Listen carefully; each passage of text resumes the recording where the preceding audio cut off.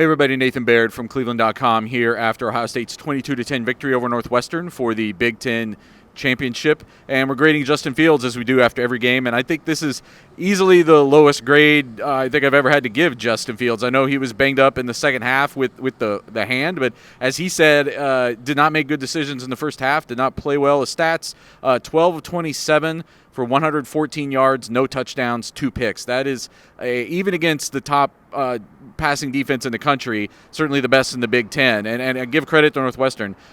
That's not what you expect from Justin Fields. I'm going to give him a D+, which is kind of an unheard of, but I guess I'm grading him against Justin Fields. And this game, there were times where his performance I thought was a detriment to, was a hindrance to what they were doing on the field. Now, I think there was also some really questionable play calling in this game. And Ryan Day answered for that a little bit after the game. But I thought there were times where Justin Fields forced the ball to Garrett Wilson. I thought there were times where he held on to the ball much too long and took some sacks that he didn't need to take.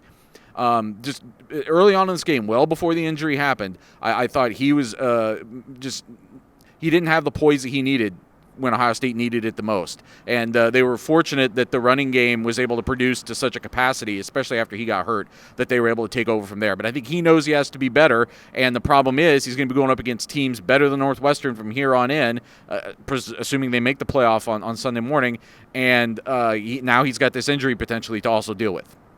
Stephen Means from outside of Lucas Oil Stadium after Ohio State's 22-10 win over Northwestern for the Big Ten championship game. I'm going to give Justin Fields a D for this game, and mainly because he's either the first reason or the second reason for why they would have lost this game had that have happened. And he had nothing to do with the win. That's all to Trey Sermon and the offensive line and the way they were able to run this ball on Northwestern's defense. He forced the ball a lot. NFL scouts have constantly talked about how Justin Fields can sometimes get locked in on his first read and not go through his progressions. And I think we saw that sometimes today. He either forced the ball to Garrett Wilson or he waited way too long to hope that Garrett Wilson would get open so he could throw him the ball. But he didn't go through his progressions the way that you see elite quarterbacks in the NFL do.